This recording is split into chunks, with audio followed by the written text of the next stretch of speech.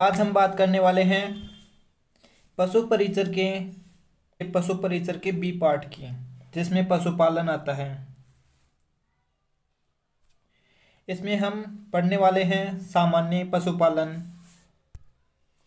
जिसमें पशु परिचर है, सामान्य शब्दावली है और उसके वैज्ञानिक अध्ययन के बारे में हम चर्चा करने वाले हैं।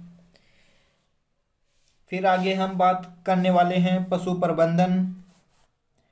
प्रबंधन में उसका आवास क्या है और उसका आहार क्या है, उसको क्या खिलाना चाहिए। फिर उसमें पशुओं में होने वाले रोग और टीकाकरण के बारे में हम चर्चा करेंगे। इसके बाद हम पशु प्रसार यानी पशुओं का कैसे प्रसार होता है उसके बारे में चर्चा करेंगे। आगे हम बात करने वाले हैं पशु की नस्लवार अध्ययन के बारे में। पशुओं की कौन कौन सी नस्ल है, कौन कौन से पशु हैं, उनके कौन कौन सी नस्ल है, उसके बारे में विस्तार से अध्ययन करेंगे। और हम फिर बात करने वाले हैं पशुओं के विपणन यानी कि उसके मार्केटिंग। जो पशुओं के उत्पाद है जैसे घी, दूध, दही, पनीर आदि के हम उसके मार्केटिंग के बारे में अध्ययन करेंगे। फिर उसके प्रजनन के बारे में अध्ययन करेंगे कि उनमें प्रजनन कैसे होता है और उसके कौन सी नस्ल का नर और मादा का क्रॉस कराने पर कौन सी नस्ल प्राप्त होगी, इसके बारे में विस्तार से अध्ययन करेंगे। पशुपालन की इस वर्तमान स्थिति और डेयरी विकास का अध्ययन करेंगे। जो पशुओं की जो योजना निकलती है उसके विकास के बारे में, डेयरी विकास के बारे में आदि के बारे में हम चर्चा करने वाले हैं।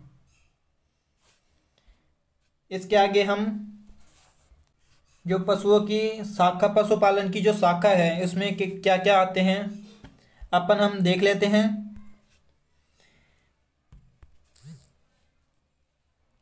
पशुपालन में कौन कौन सी शाखा आती है इसके बारे में फिर इसके बाद में अध्ययन करने वाले हैं। इसमें है पशुपालन, पशु उत्पाद व प्रबंधन, जिसमें पशु का प्रबंधन कैसे किया जाता है, उसका पालन पोषण यानी कि पशुओं को क्या खिलाना चाहिए और उसको कैसे देखभाल करनी चाहिए पशु की। फिर अपन डेयरी तकनीक के बारे में अध्ययन करेंगे, जिसमें दूध और FSSAI ये क्या है इसका विस्तार से अध्ययन करेंगे। फिर पशुओं में रोग भी होते हैं तो पशुओं में रोग भी होते हैं तो रोग के बारे में अध्ययन करेंगे कि रोग का कारक कौन सा है, उसका लक्षण कौन सा है, रोग हो जाता है तो पशु कैसे व्यवहार करता है। अगर रोग हो भी गया तो उसका निदान यानी कि उसका इलाज कैसे करना है उसके बारे में चर्चा करेंगे। फिर रोग हो गया तो कौन सा उसको टीका लगाना चाहिए, इसके बारे में भी अपन अध्ययन करने वाले हैं। और फिर वर्तमान स्थिति के बारे में चर्चा करेंगे। पशुओं की वर्तमान स्थिति में पशुओं की गणना आ जाती है और पशुओं की कौन कौन सी योजना चलाई जा रही है इस टाइम पर, कि पशुओं को बेहतर तरीके से कैसे पालना है और कैसे क्या करना है, इसके बारे में विस्तार से अध्ययन करेंगे। पशु चिकित्सा का जनक किसे माना गया है? शालिकोत्रा, एक वैज्ञानिक का नाम है शालिकोत्रा, उसको पशु चिकित्सा का जनक माना गया है। आगे हम बात करेंगे विस्तार से। तो यह पशुपालन के बी पार्ट का सिलेबस है, इतना ही हम चर्चा करेंगे, लेकिन इसको विस्तार से पढ़ेंगे। तो मिलते हैं अगली क्लास में।